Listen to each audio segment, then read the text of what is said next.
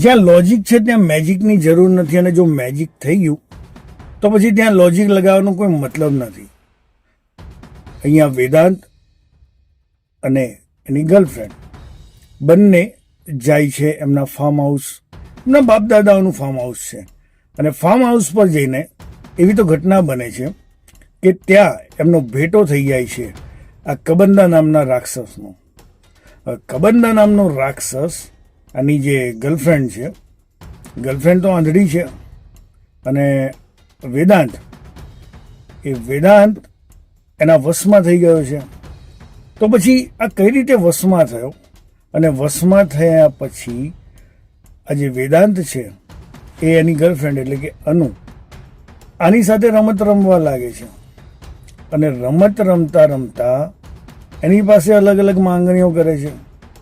પણ આ માંગણીઓ કેટલી સાચી હશે, કેટલી ખોટી હશે, એ બધું કશું વિચારતો નથી. ક્યારેક એની રમત ક્રૂરતા ભરી હોય છે, ક્યારેક એની રમત આપણને રમૂજી પણ લાગે, કદાચ એને પણ રમૂજી લાગે છે. તો આ બધી રમતની અંદર જો આ રાક્ષસ દ્વારા જે શરતો મૂકવામાં આવી છે એ જો પૂરી થઈ જાય, એટલે કે જો એ જીતી જાય, એટલે અનુ જે છોકરી છે જો એ જીતી જાય તો એને મળી જશે આંખો, અને એની સાથે મળશે ખજાનો. પણ રમતની અંદર છેલ્લે કોણ તો જીતે છે એ માટે મિત્રો આ મૂવી જોવું પડે. અને વાત કરું છું મૂવી કબંદા. ટ્રેલર રિવ્યૂ કરે તો મેં મૂવીની પોઝિટિવ નેગેટિવ બંને વાતો આપણે ધ્યાનમાં લઈએ.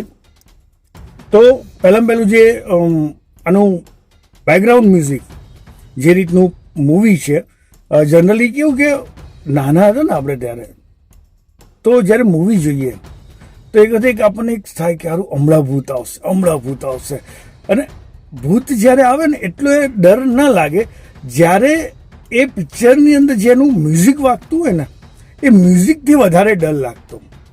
એવું અત્યારમાં આપણા જોડે થતું હશે, અને એવું જ કંઈક આ મૂવીની જે એનું બેકગ્રાઉન્ડ મ્યુઝિક છે એવું તમને એની અંદર ફીલ થશે. બેકગ્રાઉન્ડ મ્યુઝિક સરસ છે, તમને એક ભયનો માહોલ, એક ડરાવનો માહોલ તમને લાગશે. સિનેમેટોગ્રાફી સારી છે, દરેક કલાકાર એમાં પણ જે ખાસ લીડ રોલની અંદર છે એ લોકોએ પોતાનો અભિનય બહુ સરસ કર્યો છે. અને આમાં પણ જે વેદાંત છે એ વેદાંત જે બંને કેરેક્ટર કર્યા છે એ ખરેખર બહુ સરસ છે.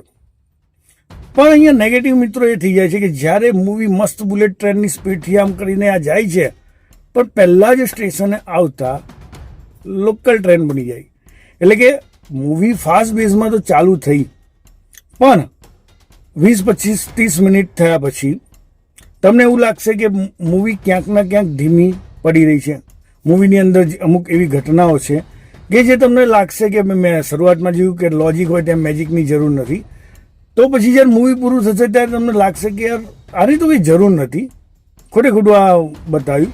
મૂવી કંઈ એટલી લાંબી પણ નથી, 2 કલાકની જ મૂવી છે, છતાં પણ અમુક સીન તમને લાગશે કે આની સાથે આનું કોઈ કનેક્શન બેસતું નથી. મેઇન વસ્તુ એ છે કે જેની સ્ટોરી છે, વાર્તા સરસ મજાની હોવા છતાં પણ એનું જે પ્રેઝન્ટેશન છે કે જે પીરસવું જોઈએ કે એક જે તમને મૂવી જકડી રાખે એવું અહીંયા તમને ક્યાંક ના ક્યાંક મિસ થતું હોય એવું લાગશે.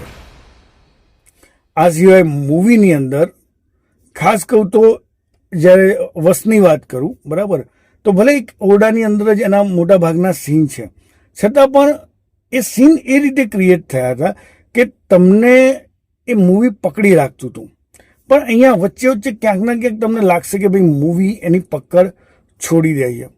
કારણ કે અમુક સીન એવા છે કે ભાઈ 1906 બતાવ્યા છે, અને એના ભાઈ 2006-26 આ બધું જે સીન બતાવ્યા છે એ વચ્ચે ક્યાંક કનેક્શન બેસતું નથી. અને ખાસ કરીને નિરાશા, મતલબ કેવું કે જ્યારે કોઈ મૂવીની આપણને એક્સપેક્ટેશન હોય, અને મૂવીનો સૌથી મેઇન પાર્ટ આમ તો કહી શકું ને તો એનો ક્લાઇમેક્સ, બરાબર. આપણે નહીં કહેતા કે ભાઈ અંત ભલા તો સબ ભલા, બરાબર. પણ જ્યારે તમને અંતમાં જ મજા ના આવે, ક્લાઇમેક્સમાં મજા ના આવે, ત્યારે ક્યાંક ના ક્યાંક શરૂઆતની બધી જ તમારી જે મહેનત હોય છે મૂવીની અંદર કે ભાઈ સરસ બતાવવાનો પ્રયત્ન કર્યો છે, પણ છતાં જે ક્લાઇમેક્સ આ રીતનો બતાવ્યા પછી તમને ક્યાંક ના ક્યાંક મૂવી નિરાશ કરી શકે છે. એ સર્ટિફિકેટવાળું મૂવી છે, બાળકો સાથે નહીં જઈ શકો, કેટલાક એવા બ્રુટલ સીન છે. ફેમિલી સાથે જવાનું વિચારતા હોય તો કદાચ વન ટાઈમ વોચ ટાઈપની મૂવી કહી શકું. વધારે એક્સપેક્ટેશન રાખી ના શકાય. હા, પણ ગુજરાતી મૂવીની અંદર કંઈક નવું આપવાનો ટ્રાય કર્યો છે. Story, acting, cinematography, sound, background sound આ બધું જ સરસ છે. છતાં પણ મૂવી ક્યાંક ને ક્યાંક કચાશ એના ક્લાઇમેક્સના કારણે અને એના પ્રેઝન્ટેશનના કારણે કચાશ હોય એવું લાગે છે. છતાં પણ વન ટાઈમ જો તમારે મૂવી હોરર જોવાની અને કંઈક નવું જોવાની ઈચ્છા ધરાવતા હોય તો અચૂકથી જોઈ શકો છો.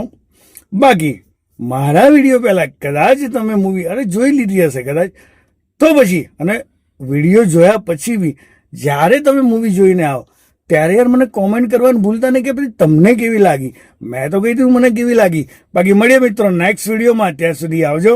જય જય ગરવી ગુજરાત.